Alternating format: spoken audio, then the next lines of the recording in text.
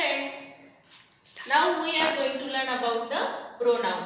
So what is the pronoun? Pronoun म्हणजे काय? Pronoun म्हणजे सर्वनाम. We have already learned about the noun. Noun म्हणजे काय हे आपल्याला माहिती आहे. आता आपण pronoun म्हणजे काय हे आपण आज शिकूया. Pronoun म्हणजे सर्वनाम. काय आहे सर्वनामाची व्याख्या? सर्वनाम म्हणजे नामाऐवजी वापरला जाणारा शब्द म्हणजे सर्वनाम. The word which used instead of the noun are called as pronoun. नामाऐवजी आता हे सेंटेन्स आहे Sita is a beautiful girl. याच्यामधलं नाम कोणतं आहे? नाउन कोणतं आहे? Sita is a beautiful girl. Sita is the noun. Sita हे नाम आहे.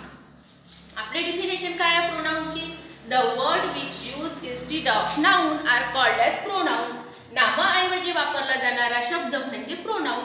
आता हे नाम आहे सीता, याच्या ऐवजी आपण कोणता शब्द वापरू शकतो? इथे सीता ऐवजी आपण शी हा शब्द वापरू शकतो. शी म्हणजे ती.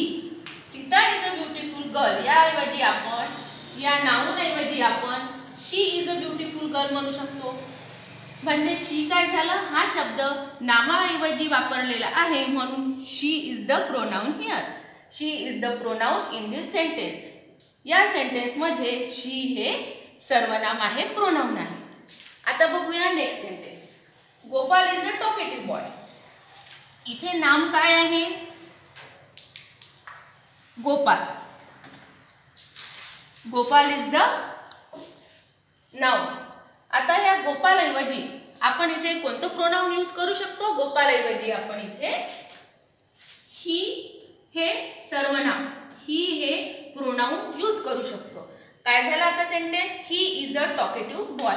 गोपाल या नामाऐवजी आपण ही हा शब्द इथे यूज केलाय. ही हे प्रोनाउन आपण इथे यूज केलं म्हणून he is a talkative boy. म्हणून ही हे काय आहे? इथे प्रोनाउन आहे. दोन्ही पण सेंटेन्स मध्ये नामाऐवजी शी आणि ही हे दोन शब्द आपण यूज केले आहे. म्हणजे शी आणि ही हे आहे प्रोनाउन सर्वनाम. आता आपण थर्ड सेंटेन्स बघूया.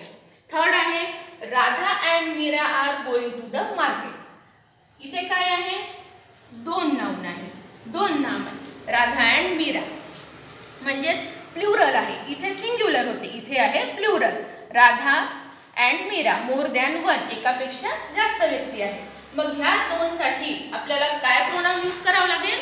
राधा अँड मीरा ह्या दोन व्यक्ती असल्यामुळे यासाठी आपल्याला इथे दे हे प्रोनाउन यूज करावं लागेल. They are going to the market म्हणून इथे दे हे प्रोनाउन आहे. तर अशा प्रकारे आज आपण सर्वनाम म्हणजे काय हे शिकलेलो आहोत.